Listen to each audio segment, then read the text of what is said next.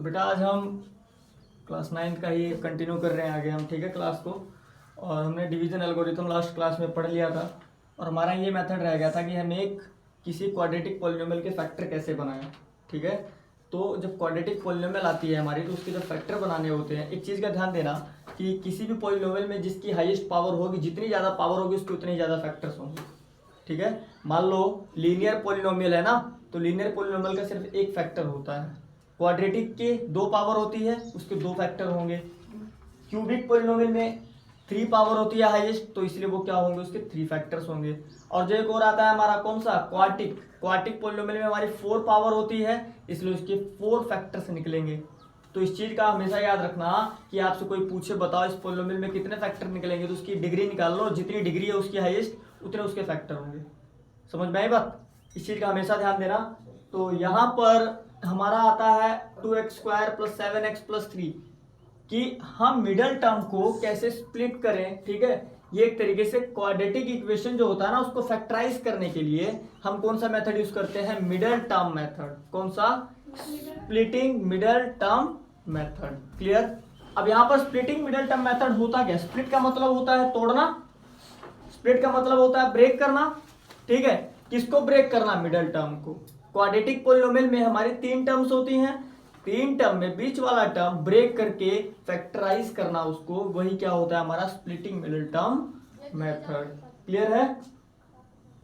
तो यहां पर क्या है कि हमारे पास मान लो मैं एक क्वेश्चंस के थ्रू समझाता हूँ, एग्जांपल के थ्रू समझाता हूँ उस मेथड को कि कैसे अप्लाई करना है। क्लियर है। तो यहां पर करना क्या है, जैसे आपके पास एक क्वाड्रेटिक इक्वेशन है, क्लियर है। इस क्वाड्रेटिक इक्वेशन को कैसे स्प्लिट करोगे आप, तो इसमें 2 कंडीशन आपको ध्यान रखनी पड़ेगी। 2 कंडीशन। पहली कंडीशन तो ये होगी, देखो ये, कि इसको a + b की फॉर्म में हमको तोड़ना है। 7x को a + b की फॉर्म में तोड़ना है, मतलब कि अगर 7 है तो 3 और 4 की फॉर्म में तोड़ सकते हैं ना, 3 और 4 7। बट अब उसने बोला कि नहीं नहीं, सिर्फ आपको इसी एक ही कंडीशन नहीं है, दूसरी कंडीशन को ध्यान में रखते हुए आपको ये कंडीशन लानी है। दूसरी कंडीशन उसने बोल दी कि अगर इसको हम 7 को 3 + 4 करते हैं तो इसको मल्टीप्लाई करने पे क्या आएगा, 4 3 12 आ जाएगा। बट हमको यहाँ पर क्या लाना होगा, मल्टीप्लाई करने पे क्या आना चाहिए, तो हमेशा जो ये हमारी लास्ट टर्म होगी फर्स्ट टर्म से जब मल्टीप्लाई करोगे तो 6 आता है। क्या आता है, 6 आता है ना। तो उसने एक कंडीशन हमको यहां से निकाल के दे दी, ये एक कंडीशन यहां से मिल गई हमको और एक कंडीशन हमको बीच से मिल गई कि भाई देखो। और एक चीज ध्यान देना, जो यहाँ पर आपका कांस्टेंट टर्म होगा, लास्ट वाली टर्म, उसका साइन आपको हमेशा अपने माइंड में रखना है, हमेशा। जैसे यहाँ पर क्या है, प्लस का साइन है ना, प्लस का साइन है, तो आपको अपने माइंड में तुरंत आइडिया ले आना है कि जो हमारी बीच वाली टर्म होगी वो ब्रेक होगी, तो किस फॉर्म में ब्रेक होगी, तो वो इस तरीके से ब्रेक होगी कि 2 चीजों को ऐड करने पे आना चाहिए। ऐड का साइन है, इसलिए बीच वाली टर्म ऐड करने पे आनी चाहिए। क्या करने पे आनी चाहिए, ऐड करने। या तो दोनों टर्म्स को आप माइनस भी, जैसे -2 -3 -5 आया, ये -5 कंडीशन तब आएगी जब यहाँ बीच में -7 रहता। बीच में क्या है, +7, मतलब हमको इसको इस तरीके से ब्रेक करना है कि मल्टीप्लाई करने पे 6 आए, मल्टीप्लाई करने पे 6 आए और ऐड करने पे क्या आए हमारा 7 आए, ऐड करने पे 7 आए। तो यहां से आपको एक सिंपल तरीका बताऊंगा। अभी जो 3 2 6 आया ना, इसका 6 का सिंपल एलसीएम निकाल लो। क्या निकाल लो, एलसीएम। 2 3 6, 3 1 3, ये एलसीएम होता है हमारा। और उसके बाद एक 1 भी आता है, यहाँ पर आता है ना लास्ट में, ये हमारा एलसीएम होता है। तो अब आपको दिमाग ज्यादा लगाने की जरूरत नहीं है बस इन 3 चीजों को अरेंज करना सीख लो। तो इसके फैक्टर आए, इनको अरेंज करना अगर आपको आ गया तो आप इनको कर लोगे। अब इन कंडीशंस को याद रखो दोनों को, कि मल्टीप्लाई करने पे 6 आए, मल्टीप्लाई करने पे 6 आए, और ये वाला साइन प्लस का है तो इसीलिए ऐड करने पे क्या आए, 7 आए। ऐड करने पे 7 आए, मैंने यहाँ लिखा है ना, ऐड करने पे 7x आए, मल्टीप्लाई करने पे 6 आए। 2 कंडीशन ध्यान देनी है हमको। अब यहाँ से दोनों कंडीशन को सेटिस्फाई करने का प्रयास करते हैं हम लोग, ठीक है। देखो हमारे पास फैक्टर ये है। अब देखो अगर हम इसको करते हैं 3 2 6 और 6 1 6, 3 2 3 6 और 6 1 6, अगर इसको ऐसे करें 6 × 1 तो रिजल्ट 6 आ रहा है। अगर 6x + 1x करते हैं तो 7x भी आ रहा है। दोनों कंडीशन क्या सेटिस्फाई हो रही है, Yes. हो रही है कि नहीं। देखो ऐड करने पे 7x भी आ रहा है, हमारी यही डिमांड थी कि ऐड करने पे भाई 7x चाहिए हमको। और साथ ही साथ उसने ये भी कही कि भाई अगर ऐड करने पे 7x आए आपका तो उन्हीं को मल्टीप्लाई करने पे हमारा 6 भी आना चाहिए। दोनों कंडीशन आपकी एक ही ऑपरेशन में सॉल्व होनी चाहिए, ठीक है। तो यहां पर क्या है कि 7x देखो हमारा ऐड करने पे आ रहा है, और जब इनको हम मल्टीप्लाई करते हैं 6 1 जा 6 भी आ रहा है ना। हमने कहां से निकाला, इससे निकाला ना इजिली। अगर ये मैं फैक्टर ना करता तो फिर आप सोचते रहते 3 गांव 4 गांव 5 गांव, 500 गांव में वो नहीं मिलता, आपको नहीं मिलता ना। तो इसीलिए हमको क्या करना है, एक घर में ही ढूंढना है उसको। तो एक घर हमारा ये, क्लियर है, इस चीज का ध्यान दो। और यहां से हमारे वो दो चीज आ गई, ब्रेक हो गया बीच वाला। तो बीच वाले को ऐड करने पे 7x आए, ऐसा हमने किया तो हमारे पास क्या आ गया फैक्टर, 6x प्लस 1x आ गए। और 6x प्लस 1x को हमने लिख दिया 2x स्क्वायर। देखो इसकी जगह 7x की जगह मैंने क्या लिख दिया, 6x प्लस 1x। अब इस चीज को आप चेक भी कर सकते हो कि देखो इनको ऐड करके देखो क्या 7x आ रहा है, बिल्कुल आ रहा है। मतलब हम 7x लिखे चाहे 6x प्लस 1 लिखे, बात एक ही है। अब यहाँ पर हमारे पेयर्स बन गए ना पेयर्स। अब पेयर्स बन गए तो यहाँ इन दोनों में से कॉमन ले लो। इन दोनों में से कॉमन जब लोगे आप, इन दोनों में से जब आप कॉमन लोगे तो क्या कॉमन लोगे, 2, क्योंकि 2 है 6 है ना, फैक्टर है ना, 2 और 6 एक दूसरे के फैक्टर होते हैं। तो इसलिए यहाँ से कॉमन क्या लेंगे, 2 लेंगे, और x यहाँ भी है और x यहाँ भी है, तो एक x को कॉमन ले लेंगे, है ना। तो 2x, यहाँ 2x आएगा, ठीक है, 2x आएगा, हाँ 2x कॉमन लेंगे ना हम। तो 2x कॉमन ले लेंगे हम, तो अंदर क्या बचेगा, यहाँ तो 1 बचेगा, 1 की 2 की जगह, और ये 2 3 से डिवाइड होगा तो इसकी जगह 3 आ जाएगा, और x तो बाहर ही जा चुका है तो x प्लस 3 बचेगा अंदर। प्लस अब यहाँ x प्लस 3 ही है, तो अब x प्लस 3 में कुछ कॉमन नहीं आ रहा तो 1 कॉमन ले लो। क्या कॉमन ले लो, 1, क्योंकि 1 इसके साथ भी है 1 इसके साथ भी है, क्योंकि 3 इंटू 1 भी तो लिख सकते हैं ना इसको। तो 1 यहाँ भी है यहाँ भी, तो 1 कॉमन ले लिया, बचा क्या अंदर, x प्लस 3। तो हमारे रिक्वायर्ड फैक्टर्स क्या बन गए, 2x स्क्वायर नहीं आएगा यहाँ पे, यहाँ भी नहीं आएगा, 2x प्लस 1, 2x प्लस 1। अब यहां से अगले स्टेप में क्या किया हमने, अब इसमें से और इसमें से क्या कॉमन आ रहा है, तो x प्लस 3 दोनों में है, तो x प्लस 3 हमने बाहर ले लिया, बचा क्या अंदर, 2x प्लस 1 बचा, सिर्फ 2x प्लस 1 अंदर बचा, x प्लस 3 बाहर हो गया। तो हमारे फैक्टर क्या गया, x प्लस 3 2x प्लस 1। तो ये हमारा क्या होगा, रिक्वायर्ड आंसर हो गया, क्लियर। तो इसको आप क्वेश्चन को करोगे तभी दिमाग चलेगा। मैंने आपको कंडीशन बता दी, तरीके बता दिए, अब आपको अपने आप करना है इसको दिमाग लगा के, ठीक है। तो मैं आपको एक क्वेश्चन देता हूं, करो अभी के अभी करके दिखाओ, क्योंकि आज इस मेथड को आपको अपना मजबूत करना है, ठीक है, क्योंकि ये मेथड बहुत जरूरी है। मान लो ये क्वेश्चन हमारा, इसको करो आप, x square plus 4x plus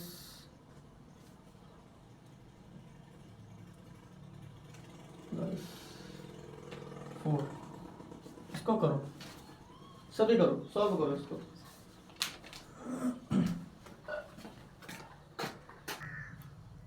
देखो बच्चों, तो इसका मैं एक एग्जांपल और करवाता हूँ, ठीक है। एग्जांपल क्या है, इसी की जैसा हमको इसको करना है सेम। आपको आपने किया कि नहीं किया, प्रैक्टिस कर सकते हो, मैं आपको बता देता हूँ कि देखो पहला हमारा स्टेप ये होता है कि हमारे फर्स्ट टर्म और लास्ट टर्म में जो है इसको मल्टीप्लाई करना, ठीक है। तो पहले और लास्ट टर्म को जब हम मल्टीप्लाई कर रहे हैं तो हमारा क्या आ रहा है, 3 इंटू 4 12 आ रहा है, क्लियर। तो यहाँ से कंडीशन क्या प्रोड्यूस होगी, यहाँ से कंडीशन ये प्रोड्यूस होगी कि a प्लस बी, मतलब इस प्लस को ध्यान दिया हमने, इस साइन को ध्यान देना। अगर यहाँ माइनस होता तो हमारा a माइनस बी की फॉर्म में आता है, फिर वो a प्लस बी किसके इक्वल आना चाहिए, हमारा 7x के इक्वल आना चाहिए। और दूसरी कंडीशन अराइज यहाँ से हुई कि जब a और b का प्रोडक्ट हो वो क्या है, हमारा 12 है।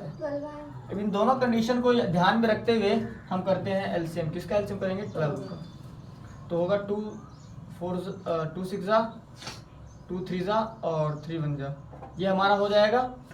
अब यहाँ से आपको इन दोनों कंडीशन को ध्यान में रखते हुए इसको ब्रेक करना है मिड टर्म को, ठीक है, और यहाँ से ग्रुपिंग करनी है। अब कैसे ग्रुपिंग करोगे, देखो अब प्लस करने पे 7 आए, प्लस करने पे 7 आए, तो पहले एक कंडीशन देखो कि आ रही है। अगर आप इसको 2 इंटू 2 कर दो 4 आ जाएगा, 2 इंटू 2 कर दो 4 आ जाएगा, और 4 प्लस 3 कितना होता है, 4 प्लस 3 कितना होगा, 7x आ जाएगा ना। और 4 इंटू 3 कर रहे हैं तो 12 भी आ रहा है ना।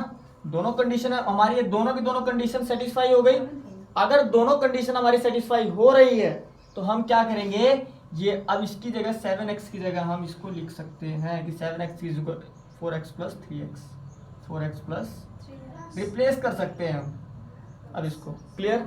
अब यहाँ से क्या करो, कॉमन लो, पहले से क्या आएगा, तो यहाँ से कॉमन आएगा हमारा 3 तो कॉमन आएगा नहीं यहाँ से, तो यहाँ से हम कॉमन लेंगे सिर्फ x, तो क्या बचेगा 3x प्लस 4। ठीक है। और यहाँ से क्या कॉमन लेंगे, यहाँ से कुछ कॉमन नहीं आ रहा तो 1 कॉमन ले लेंगे। क्या कॉमन ले लेंगे 1, तो 3x प्लस 4। मतलब इस चीज आपको यहाँ पर एक चीज और ध्यान देनी है, एक चीज और ध्यान देनी है कि यहाँ पर आपको ये मिड वाला पार्ट आएगा ये इक्वल आना चाहिए। क्या आना चाहिए, इक्वल। अगर ये आपको दिख रहा है अलग अलग तो मान लो कि वहाँ गड़बड़ी हो गई है। क्लियर है। तो यहाँ पर आपका ये इक्वल आएगा, चाहे कुछ भी आए बट इक्वल आना चाहिए दोनों। ठीक। तो यहाँ से फैक्टर क्या बने हमारे x प्लस 1 और 3x प्लस 4। क्लियर है यहाँ तक। तो ये हमारा एक क्वेश्चन था, इसको ध्यान में रखो, इसकी घर पे प्रैक्टिस करो क्योंकि ये मेथड आपके बहुत काम आने वाला है आगे भी। ठीक है। जब आप फैक्टर वाला चैप्टर 9th में पूरा पढ़ोगे तो फैक्टराइजेशन में ये बहुत इंपॉर्टेंट रोल प्ले करेगा अपना। और एक जो आइडेंटिटीज मैंने आपको बताई हैं वो लर्न करनी है आपको। a प्लस बी का होल स्क्वायर का फॉर्मूला, a प्लस बी का होल क्यूब का formula, a plus B plus C का होल स्क्वायर का formula, a square minus B square का formula, a cube plus B cube, ये सारे फॉर्मूले आपको लर्न करने हैं। ठीक है। उन बेस पे मैं जब एक्सरसाइजेस के क्वेश्चन करवाऊंगा, प्रैक्टिस एक्सरसाइज, तब मैं आपको बताऊंगा। ठीक है। तो अभी साइलेंस रहो, आज हम इतना ही पढ़ते हैं। मैं आपको कुछ बताने वाला हूँ आज, जैसे एक स्टोरी, जिससे आप कुछ सीखोगे कुछ। ठीक है। तो सुनना चाहोगे स्टोरी? तो शांति बना के रखो, मैं आपको स्टोरी सुनाता हूँ। देखो, जंगल में ना एक चिड़िया थी। कौन थी? चिड़िया। और वो बेचारी इधर उधर उड़ रही थी। वो जब तक बरसात का मौसम नहीं था तब तक तो उड़ती रही अपना अच्छे से। अब क्या हुआ, बरसात का मौसम आने वाला था, बरसात का मौसम आने वाला था। तो यहाँ पर क्या हुआ कि जब बरसात का मौसम आने वाला था उसने सोचा कि यार अब मेरे बच्चे भी हैं, वे कहाँ रहेंगे। तो वो क्या हुआ कि वो एक पेड़ के पास गई। किसके पास गई? पेड़ के पास गई और उसने पूछा कि मैं क्या घोंसला आपकी डालियों में बना लूं अपना रहने के लिए। तो उस पेड़ ने क्या कहा, नहीं, मेरी डाली पे आप घोंसला नहीं बना सकती। उसको बड़ा गुस्सा आया, उसने कुछ नहीं बोला उस टाइम पे। और एक दूसरा पेड़ था साइड में, उससे बोला क्या मैं आपकी डाली पे घोंसला बना लूं अपने बच्चों को रहने के लिए, बरसात का टाइम आने वाला है। उस पेड़ ने कहा ठीक है आप बना लो। अब उसने वहां बना तो लिया घोंसला, पर वो डेली वहां से जाती थी, उस पेड़ को हम गाली देके जाती थी कि तूने मुझे मना किया था ना, देख तेरी वजह से क्या मेरा घर नहीं बस गया ना दूसरे पेड़ पे। अब बोल। अब क्या हुआ, बारिश का मौसम आने वाला था। अब वो डेली चिड़िया उसको गाली देके जाती थी कि इसने तो मेरे साथ गलत किया, इसने मुझे रहने की जगह नहीं दी। बट क्या हुआ, एक दिन बारिश हुई बहुत तेज और वो पेड़ क्या हो गया, गिर गया, नदी में गिर गया पेड़। ठीक है। पेड़ जो था, जिसने मना किया था चिड़िया को कि आप घर नहीं बनाओगे, वो बहुत तेज बारिश तूफान आया और वो पेड़ गिर गया। और तब भी चिड़िया गई, बोलने लगी देख तेरा अंजाम क्या हुआ, तूने मुझे मना किया था ना, उसका रिजल्ट है ये। तब इसका बहुत ही सुंदर जवाब पेड़ ने दिया कि मुझे ये चीज़ पहले से ही रियलाइज था कि मेरी जो जड़ें हैं ना जमीन में वो कमज़ोर हो चुकी हैं, और अगर मैं आपको यहाँ घर बनाने के लिए बोल देता तो बारिश में क्या होता, आपके बच्चे भी जाते, मैं भी जाता, आप भी जाती साथ में। तो इसीलिए आपने यहाँ से क्या सीखा, यहाँ से सीखा ये कि जो आपके लिए कड़वा है, जो आपके साथ दुर्व्यवहार कर रहा है, वो ज़रूरी नहीं है कि हमेशा आपके लिए वो बुरा ही सोचता हो। जैसे आपके गुरु, आपके माता पिता आपके लिए कड़वा तो बोलते हैं, कभी तारीफ नहीं करते ना, तो ऐसा ज़रूरी नहीं है कि वो आपका बुरा चाहते हैं। पर जो मीठा बोलता है ना, शायद वो कई बार आपके लिए खतरा साबित हो सकता है। बट जो आपको सही बता रहा है, कड़वा बोल रहा है, डांट रहा है, कई बार तो ऐसा होता है कि क्लास में टीचर पढ़ा रहा है, अग्रेसिव होकर, जैसे ये हो जाते थे, अब नहीं होते। ठीक है। तो अग्रेसिव होने का, उनकी जो डांट भी है ना, वो आपके लिए आशीर्वाद जैसी है, पता है, क्योंकि वो डांट रहे हैं तो क्या उनका उसमें खुद का फायदा है? कुछ कोई फायदा नहीं है। शायद उनको पता है कि मैं इसके साथ हमेशा नहीं रहूंगा, इसको डांटूं। तो कभी भी अग्रेसिव मत हुआ करो। अग्रेसिव, देखो, बात बात पे अग्रेसिव हो जाना, इसको बहादुरी नहीं कहते। क्योंकि पता है आपको, जो हमारे इतिहासकार हैं उन्होंने भी चीज़ें ऐसी लिखी गई हैं कि जो बात बात पे लड़ता है ना, वो योद्धा नहीं होता। असली योद्धा वो होता है जो सहन करने की शक्ति हो जिसके पास, जो सहन करना जानता, असली योद्धा वो है। ठीक है, तो इसीलिए देखो उस पेड़ की तरह ही है जो गिर जाते हैं पर अपने शिष्य को डूबने नहीं देते, अपने बेटे को, अपने बच्चे को डूबने नहीं देते, गुरु और माँ बाप। ठीक है, तो इस कहानी से आपने ये चीज़ सीखा, और ये सीख याद रखो, कभी भी एग्रेसिव मत हो, ना तो अपने मम्मी पापा के साथ। अगर वो कुछ बोल रहे हैं, कड़वा बोल रहे हैं, तो आपके अच्छे के लिए बोल रहे हैं। ठीक है, चाहे गुरु है, आपको पढ़ा रहा है, डांट दिया, मार दिया एक आध बार, तो आप उस पर एग्रेसिव मत हो। क्लियर है? तो आज की क्लास हम यहीं ख़त्म करते हैं, और फिर अगली क्लास हम कल से स्टार्ट करेंगे। ओके।